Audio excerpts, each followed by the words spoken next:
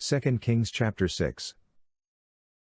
The sons of the prophet said to Elisha, "See now, the place where we live and meet with you is too small for us.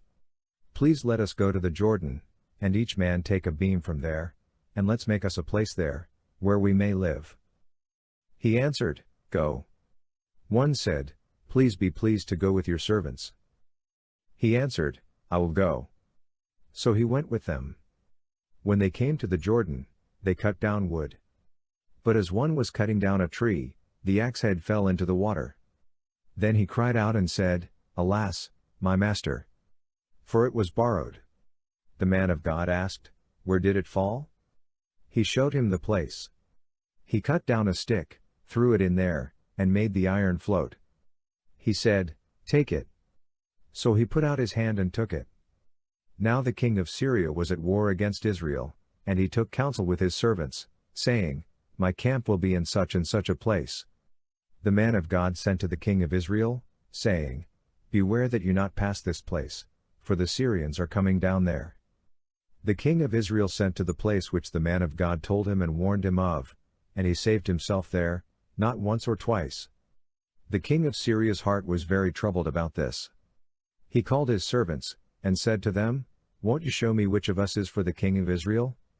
One of his servants said, "No, my lord, O king, but Elisha, the prophet who is in Israel, tells the king of Israel the words that you speak in your bedroom."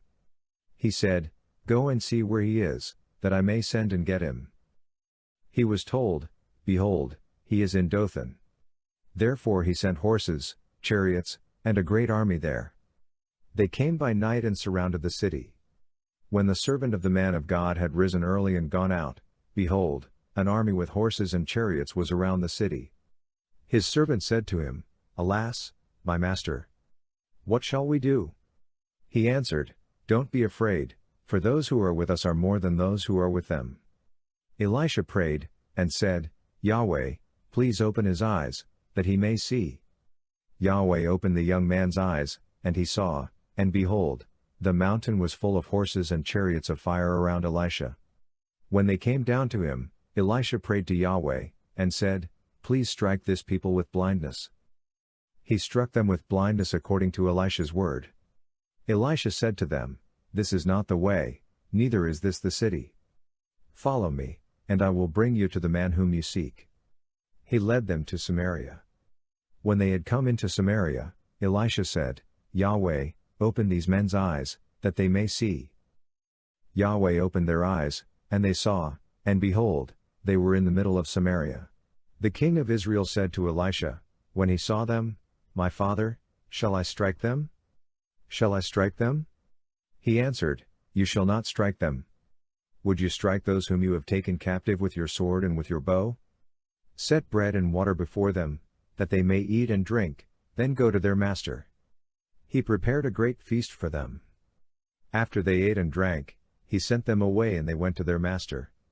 So the bands of Syria stopped raiding the land of Israel.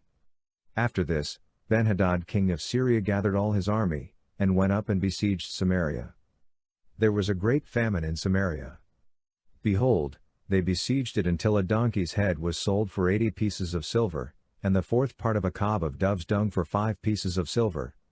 As the king of Israel was passing by on the wall, a woman cried to him, saying, "Help, my lord, O king." He said, "If Yahweh doesn't help you, where could I get help for you? From the threshing floor, or from the winepress?" Then the king asked her, "What is your problem?" She answered, "This woman said to me, 'Give your son, that we may eat him today, and we will eat my son tomorrow.'